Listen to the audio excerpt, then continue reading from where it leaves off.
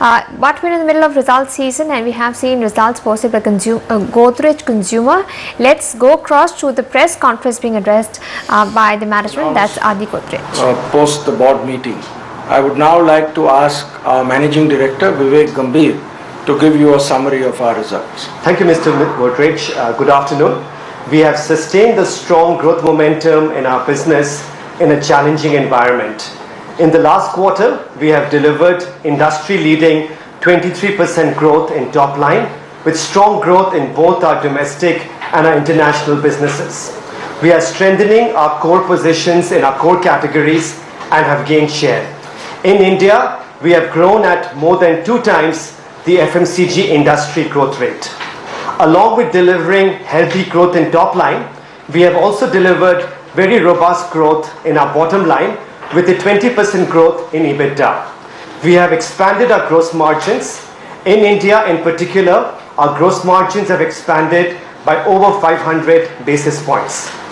We continue to focus on launching exciting innovations to increase penetration and to drive consumption in our core categories.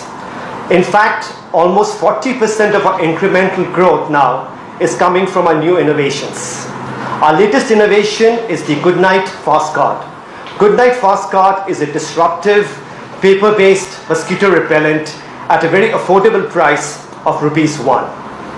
We remain hopeful that as the economic environment improves, we will see better growth in the FMCG industry as well. We are very confident that with our disciplined strategy, our focus on agile execution, and our exciting innovation pipeline, we will continue to deliver industry-leading returns. Thank you. I just wanted to ask you, it's been not the easiest of times for FMCG companies per se because of the macroeconomic factors, be it the currency volatility or raw material prices. Raw material prices still have been solid over the last few months. What are the main factors driving these stellar numbers? I mean, things which say bigger FMCG companies, volume growth, and margin expansion, sales growth, everything has come in well ahead of industry expectations. What in specific has GCPL done to counter these macroeconomic factors and counter these? A couple of important points. One is we have gained share in all the major categories in which we operate. That is toilet soaps, household insecticides and hair color.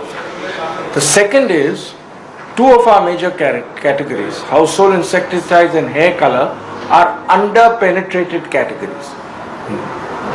Only a small percentage of Indians use these categories, and the opportunity to grow in these categories is very considerable. And being leaders in the category, we are driving this penetration growth. Maybe you want to add something. To add what Mr. Godrej was saying, our volume growth has also been very strong. So in our India business, our branded business has grown at about 17%, and almost 3/4 of that, so 13% of our growth has actually been volume-led growth.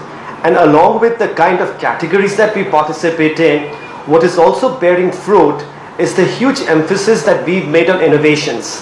So almost 40% of... Let's now focus on the economic data that was released today.